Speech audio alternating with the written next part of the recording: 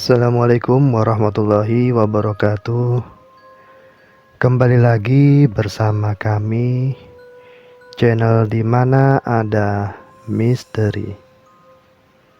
Pada episode kali ini, kami akan membawakan kisah nyata dari salah seorang penulis di salah satu surat kabar,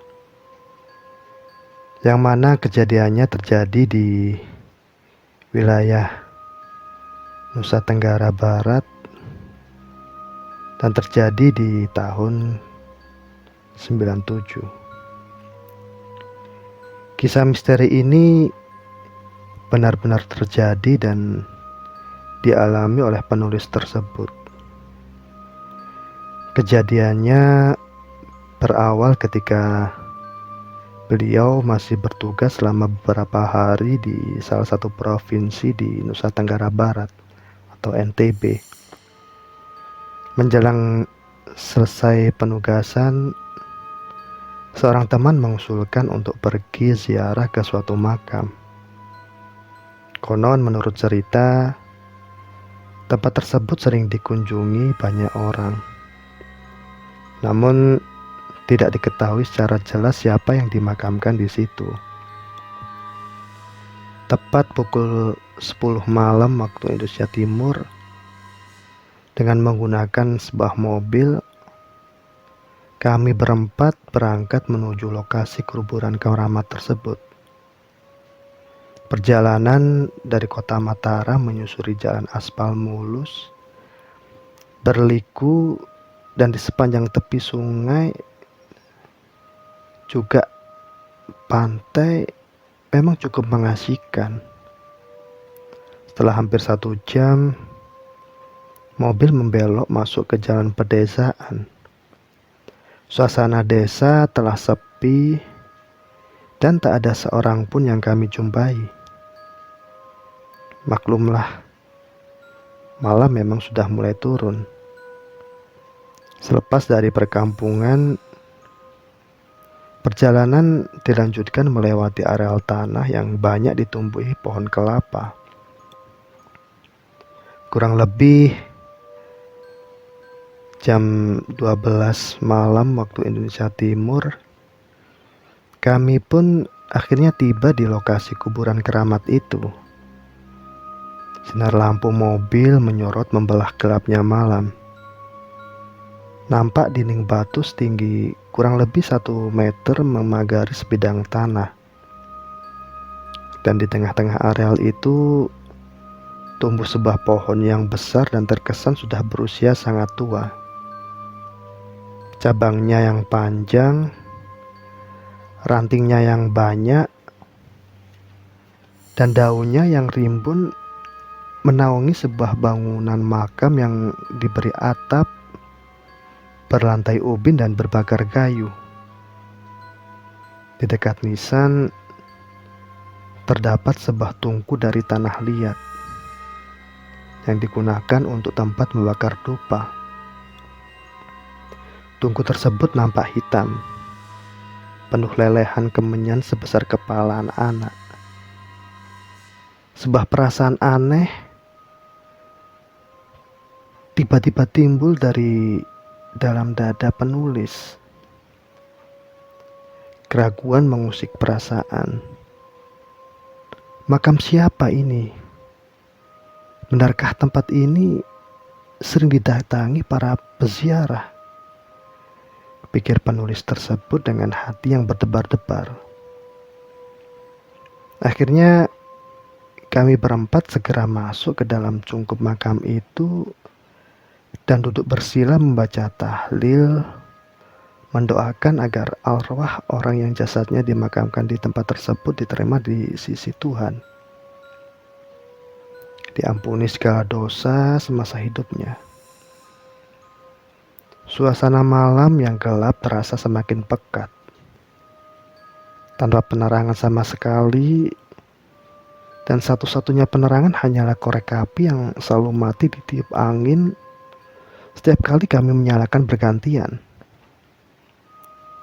Dan dalam keheningan doa, yang terdengar hanyalah gemuruh angin yang menderu-deru menerpa ranting dan dandaunan di sekitar makam.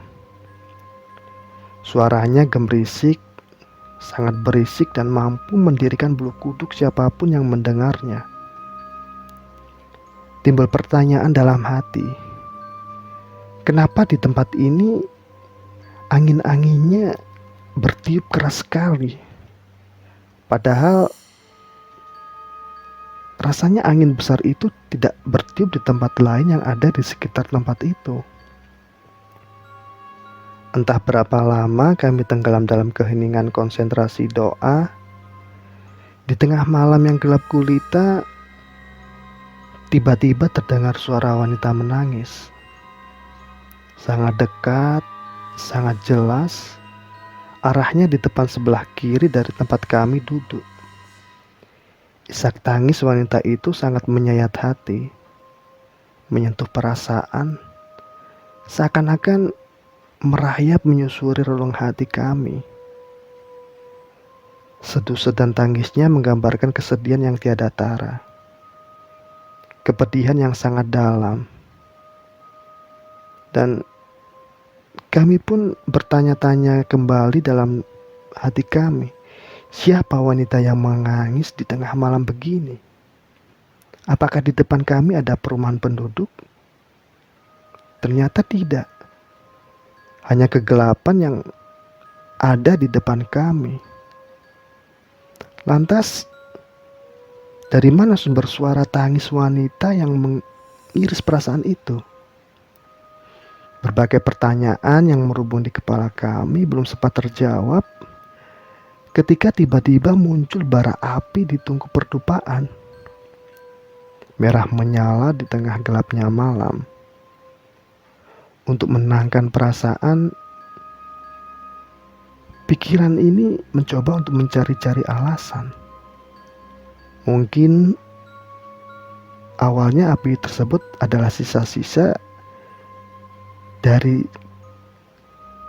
kemenyan yang telah dibakar oleh orang-orang yang sebelum kami ke situ. Bisa saja karena tertiup angin kencang hingga bara itu muncul kembali. Seiring dengan itu terdengar suara alunan musik sayup-sayup sampai jauh di depan. Entah di mana sumber suara tersebut.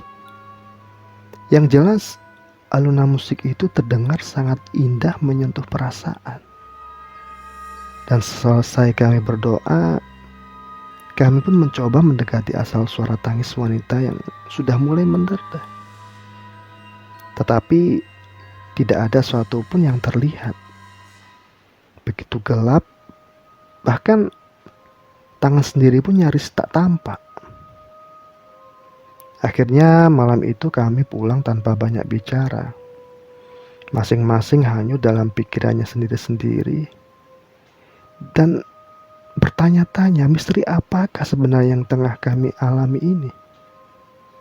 Esoknya sebelum meninggalkan Nusa Tenggara Barat, kami sepakat melihat kembali lokasi makam itu di siang hari. Kendaraan pun segera meluncur menuju ke sana. Dan setelah di lokasi, kami semua terbelalak. Nyaris tak percaya dengan apa yang kami lihat. Bahwa lokasi makam tersebut ternyata berada di ujung suatu areal tanah yang menjorok jauh ke tengah laut.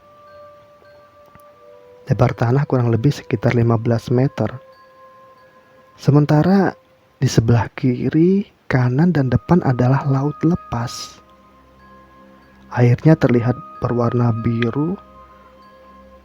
Dengan demikian, posisi kami duduk pada malam itu persis di pinggir pantai menghadap ke laut lepas. Sedang asal suara tangis wanita yang terdengar berada di sebelah kiri depan. Masya Allah, ternyata berasal dari tengah laut. Sungguh sesuatu yang tak terbayangkan sebelumnya. Maha besar Allah yang telah melindungi kami. Seandainya kami teruskan untuk mencari sumber suara tangis dalam gelap malam tersebut, sudah dapat dipastikan bahwa kami akan tercebur masuk ke dalam laut. Kami pun membayangkan sangat mengerikan kejadian tersebut. Dan seluruh bulu roma kami pun terasa begitu. Akhirnya buru-buru kami tinggalkan tempat misterius itu. Dan sampai di perkampungan terdekat, akhirnya kami memperoleh penjelasan dari penduduk setempat bahwa tidak ada jasad manusia yang dikuburkan di situ. Bangunan makam tersebut hanya sebagai pertanda atau petilasan bahwa di tempat itu dahulu ada seorang yang pernah bertapa sampai moksa atau hilang bersama raganya. Apakah ini benar? Tak ada seorang pun yang tahu pasti. Entah tempat apa yang telah kami datangi di tengah malam gulita itu. Entah suara tangis atau apa yang telah kami dengar, wallahu a'lam. Hanyalah Allah yang maha tahu segalanya. Yaitu sebuah misteri yang sampai sekarang ini pun kami tidak dapat memecahkannya.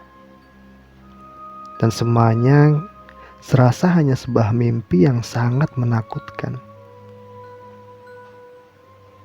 Terima kasih sobat di mana ada misteri.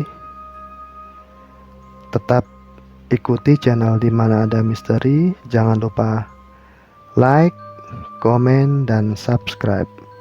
Terima kasih. Wassalamualaikum warahmatullahi wabarakatuh.